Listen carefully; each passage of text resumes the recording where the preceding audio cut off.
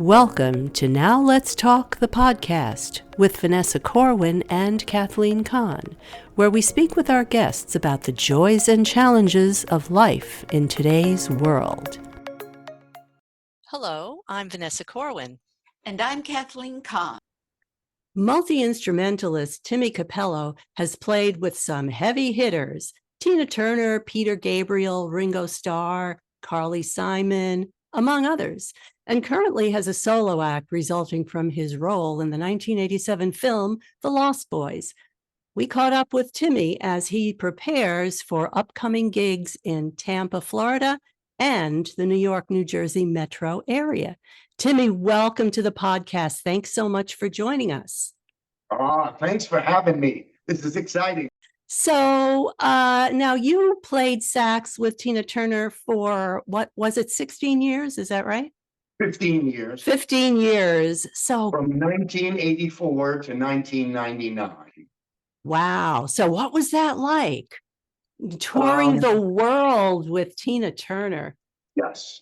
Well, I had played with a lot of pretty famous singers before that, but I definitely didn't know what I was getting myself into with Tina, because she is just different than any other person that I've ever played with. She is got her stuff together so well, and she is not a fading flower. She is going to tell you exactly what she thinks, and she is going to tell you what you need to do to come up to her level. I would have to say that I learned more from her than anybody that I ever paid to teach me about music. She taught me how to make music into emotion. It wasn't just notes on a page. It wasn't just, getting something correct. It was all about the emotion. If you want people to feel this, you've got to show emotion. And that's what I learned most from her. You know, that's amazing what you just said, because it took me a long time to learn that as a singer. Perfection doesn't count. It is the emotion and how you relate to an audience. Now, you're, I'm sure, just not known for playing the song I Still Believe. And that's from the 1987 vampire film, The Lost Boys. That's right. Tell us about, I was reading that Joel Schumacher had something to do with you getting that role. I'm fascinated. I'm going to tell you a little story that is actually kind of freaky. I know that everybody has been in a situation where they're getting where they're going, and there's a song on the radio, and you can't leave your car till you find out who does that song. What's the name of the song? So I'm waiting at the Warner Brothers studio lot, and I can't leave the car. But I was there auditioning for the Gary Busey part in Lethal Weapon. Oh, wow.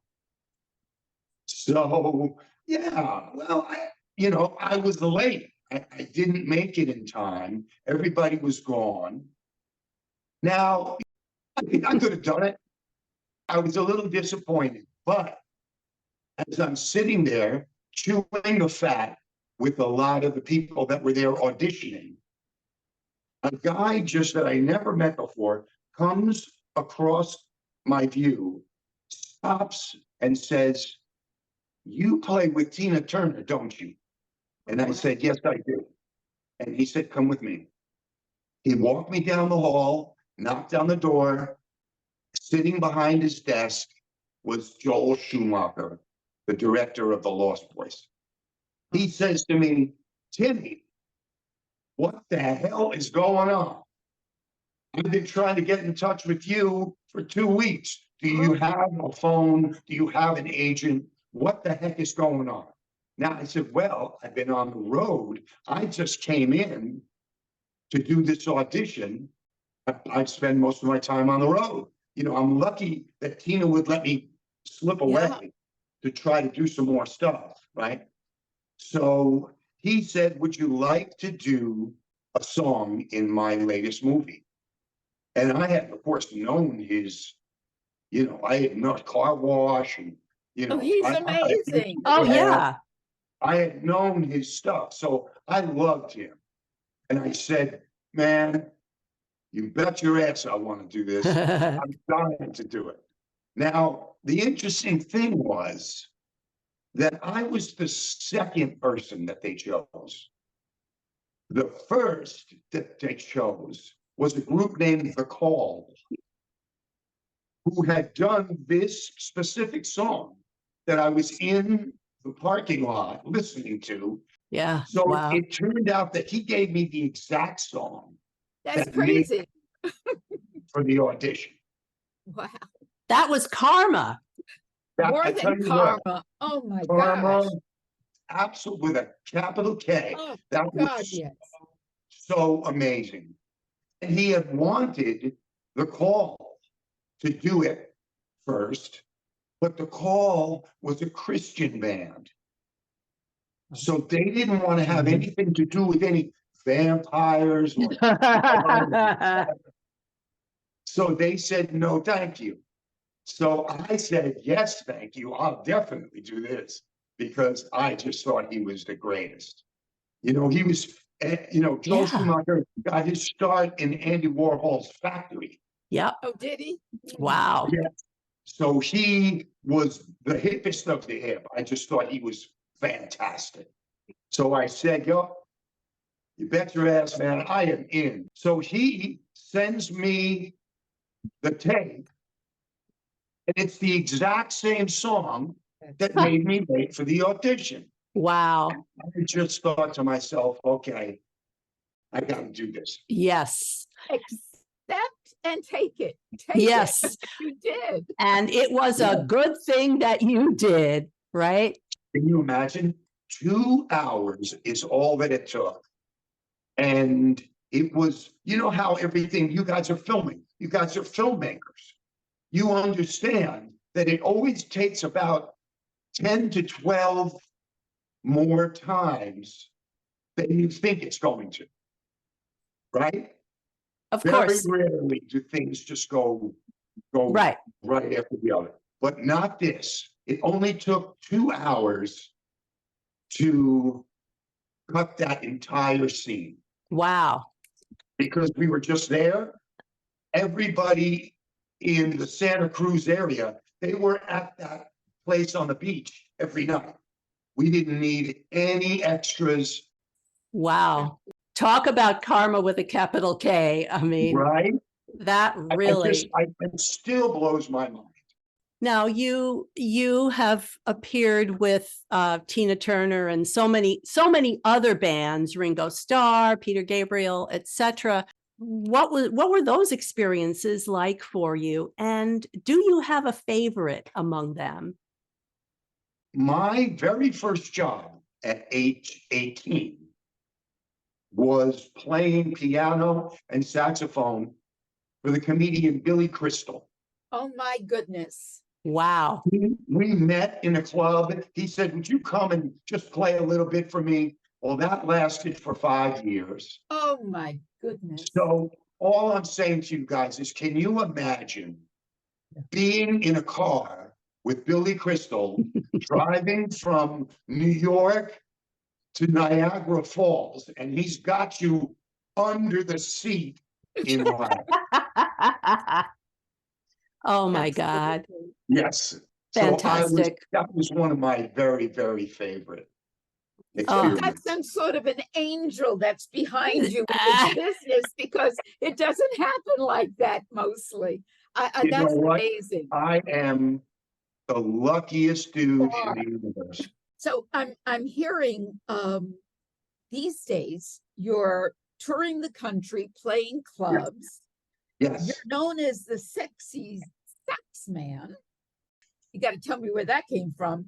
Is this the result of the film or more? Did you ever think that the movie would have such a cult following. Absolutely not. The film didn't mean anything for my career, but then Saturday Night Live did a parody of me with John Hamm playing me. And that's what, once I was their grandfather's age, then, because my audience is in their early 30s to 40s. So Right. are these cult following you? The Rocky Horror Show, everybody goes because they know it. That's exactly what it is. Mm. I look out and I see there's a lot of words in that song. And I see all these kids who weren't even born when Yeah. I did this, singing every note, singing every word, dancing around like crazy. I tell you what, talk about luck. I am just the luckiest guy in the solar system. Now, do you think social media had anything to do with this? You know, it's interesting that you say that, Vanessa, because some people have told me that. Some people have said it's when you got yourself on social media that it started to snowball. I guess I have to believe them. I don't Yeah. know. Your guess is as good as mine. All I know is that I'm filling up clubs everywhere I go, and with young people. It's amazing. So I hear that everything I'm reading about you, you truly are a one-man band. I mean, you play keyboards, you play drums. I mean, forget it. Okay. You don't have an agent, you don't have a rep. How do you get the gigs? I have a website that helps me find all of the clubs. And because a lot of people have heard of me, I just basically say, this is me, put some pictures up. This is a little demo, 5-minute demo of my show. And so I just email out, like say I want to go to St. Louis. I'll just email every club in St. Louis that looks like it might be a good fit for me. And I'll email 20 people and 5 or 6 will write back. Mhm. That's great. Wow. That and that website sounds like it's a great resource for you, Oh, it's that. fantastic. I might just as well tell all the other musicians out there that if they're looking for ways to connect with club owners, college people, that are having shows at the college, it's called Indie on the Move. Hmm. And it gives you the email address, it gives you the phone number of everybody that's a booker in the whole country. Somebody told me about it, and so I want to pass this on to people because it is a gift from heaven. Oh, Yeah, fantastic. That's a terrific resource. Now, to get to your gigs, you drive everywhere. You're the road warrior, man. You're like, so tell us about life on the road. What is that like for you? I would imagine it requires a lot of discipline and focus. So talk about that. yes. It requires a tremendous amount of, you got to get your workouts in every day. I'm going to take myself to the Walmart parking lot and I'm going to practice my stats. I'm going to practice my voice. And then I'm going to go to the Planet Fitness, get a good workout, check into the hotel, go right, set up. It's a discipline that I do that if you don't keep on it, you're dead in the water. If you let, one day when you don't shave, say, that is, you know, that you're headed down the wrong path Yeah. because you've got to keep yourself totally focused. Indeed. And do you also, I read somewhere that you kind of bring your own food with you? Do you do that still? Or? Yes, I do. Well, they always have microwaves and fridges. So I make sure that I've got that. Mhm. And quite frankly, just to, you know, there are a lot of these frozen dinners that are extremely healthy. So I do that, and then maybe I'll go to some place that's healthy, a little more healthy. Mhm. Mhm. Like Panera Bread is a great example. Oh. They have lots of good things. Even Dunkin' Donuts. I know it sounds crazy, but they have avocado toast. So Right. I look at all of the fast food joints, and I look them up online, and I say, who's got the best, you know, soup, and that's the way I do it. That's the way I do it. Yeah. A lot of Hey. research. A lot of research going on there. Yeah, Talk well, about you know what? You're discipline. driving in a car 7 hours in a day. You got tons of time to do some research. Now, when you get to the gig, now do you do conventions also, or they're more Yes, clubs? So, yes, that's what started me on this. oh, Was really? conventions. Yes. Now, when you're there, what kind of music do you perform? Do you do, Like in the aside clubs. from the famous one, do you do covers? Do you do your own originals? Well, I do both. It all depends.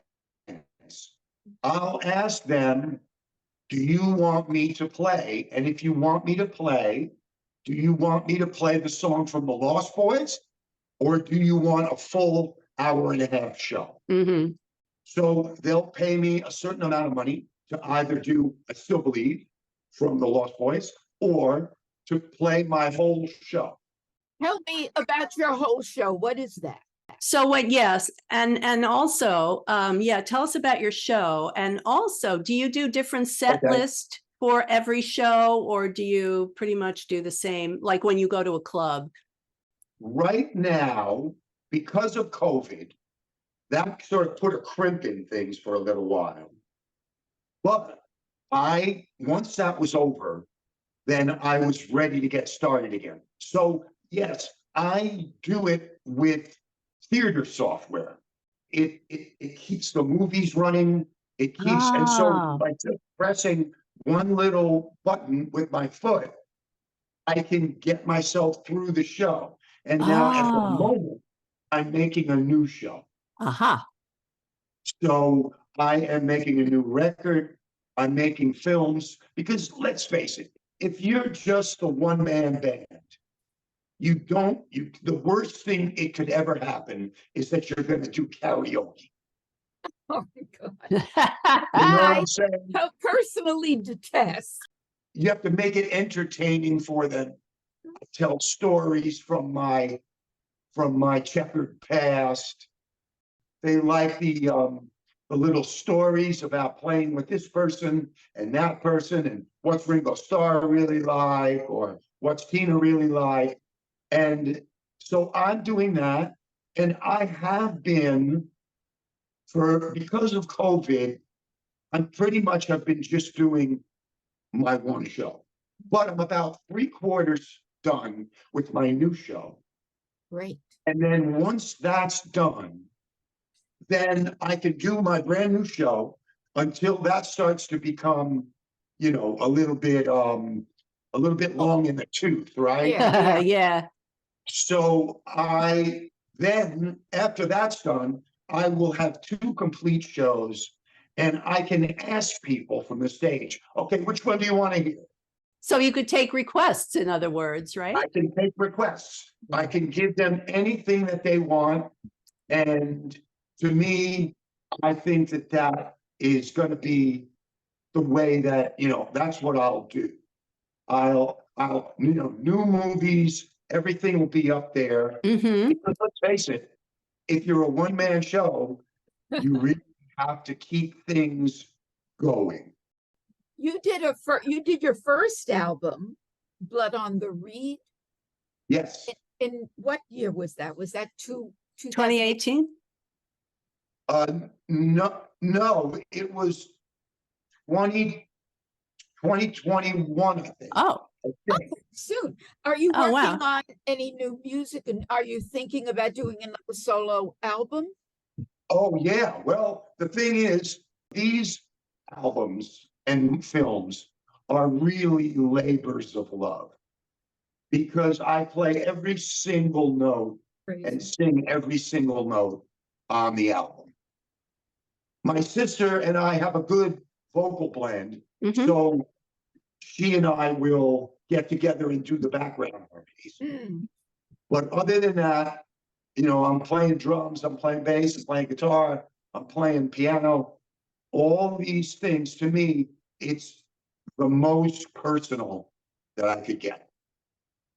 Are these Yeah. all original songs on the No, albums? I only usually do about 2 original songs in each set Hmm.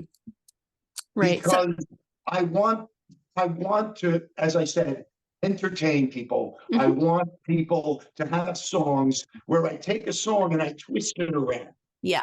Right? Like, in other words, if you remember the old song by Screaming Jay Hawkins, I Put a Spell on You. Oh, yeah.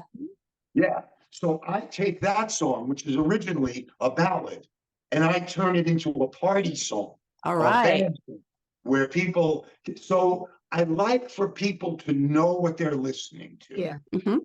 So I will I say a couple totally, of, yeah, Yep. you're right. Yep. would you guys mind if I did an original song? Yep. And usually they're really into it. They'll do it. Yeah. That's great. So it's a combination of, familiar stuff and some new stuff.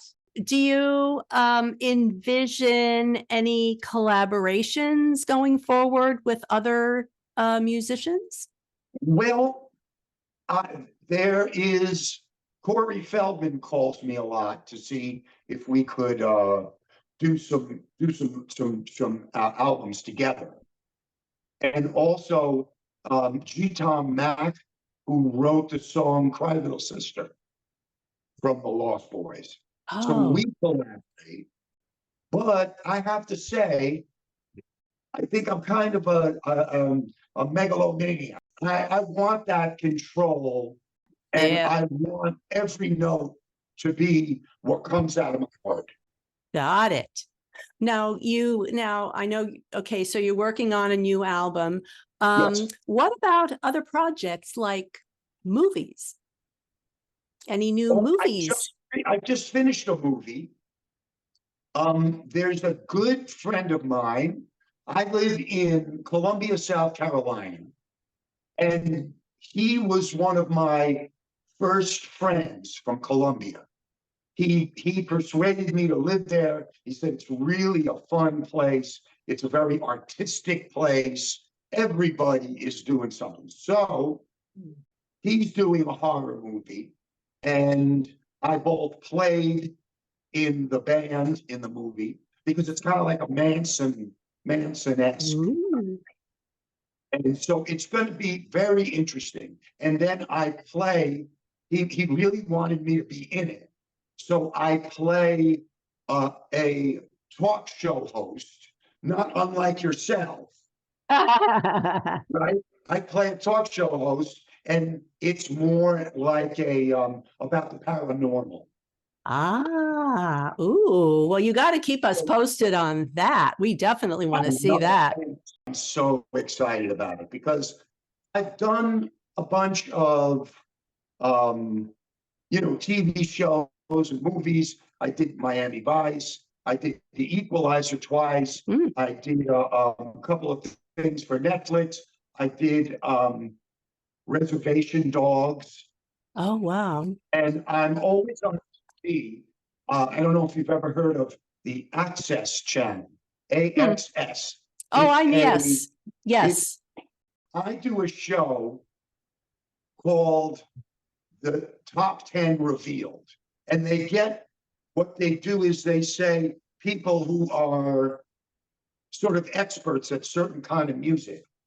They'll ask you questions about that. So a really smart person once said to me, he said, just always say yes. And that And I'm is sure you absolutely guys understand- right, Timmy. You guys understand what I'm saying, right? Oh, yeah. Absolutely. Yeah. Couldn't agree more. Always say Right? yes. You know, you got to plunge in and just, you know, like the old Nike commercial, just do it. Just know? do it. Just do it. You know? That's exactly right. Let me ask you, you're so positive and so wonderful, and you gave already musicians the insight, some special insights when they're starting out. But Yes. what is the most challenging part of all this for you? My answer to that is really something that I always say. I would do the show for free. I would do the merch table for free. I would do everything for free except for driving, setting up my equipment, and then after a long, long night, packing up my equipment and getting back to the hotel at 3:30 in the morning. Oh, you're bringing back memories. That's the part where I feel I'm making my money. Yeah. And it's difficult to do. And I'm no spring chicken, that's for sure. So I put everything I have into that. Yeah. And I say, okay, this is how I make my money. And everything else is just a joy and a blessing. And I can't even tell you how much I love doing this show. Is the greatest thing that ever happened. So that's your greatest reward is doing the show in front of an audience. Yes. That's exactly right. Man, I tell you what, because I've always been somebody else's second banana, playing for Peter Gabriel and Carmen, or Carly Simon, all these different people. Now I'm my own banana, and when I finish a song and people are going so crazy that I literally am backing up, that's how loud it is. That to me, I just can't describe the joy of that. It's the best thing that I've ever done in my life. And I don't know how it happened. It just fell onto me. All of a sudden, the phone just started ringing. Hey, would you play our club? Hey, would you play our convention? Hey, would you play our college? How do you get so lucky? So now you've got this great thing going on for yourself. So what advice would you give to musicians who are starting in their careers? You know, the thing that I said to you, always say yes, and just don't ever stop, because eventually that wild, out of nowhere break is going to come someday. And if you're not ready for it, then you've just blown all that work. So that's the way I feel about it. Keep your, like I said, at 10 o'clock in the morning, even if I played till 3 o'clock in the morning, I am at the Home Depot parking lot. I want to keep myself ready for whatever it has to do with anything. I'm just, because I understand that it could all be taken away in a second. Just ride it while you've got it.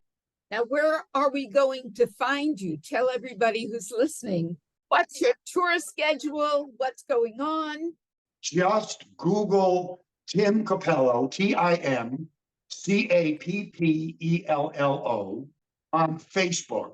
And I have all of my gigs listed, when they are, where they are, the clubs they are. Timmy's next gigs, he's got upcoming gigs in Tampa, Saturday, June 1st at Hooch and Hive, And in the New York, New Jersey metro area, Friday, June 14th at TVI in Ridgewood, Queens. That's TV like television and I like the body part in Ridgewood, Queens. And Saturday, June 15th at QXT's in Newark, New Jersey. So people in those locations, check out those venues for tickets. Thanks for joining us. We'd love to hear from you, so please visit our website at nowletstalkthepodcast.com and send us your comments and questions. We'll see you next time.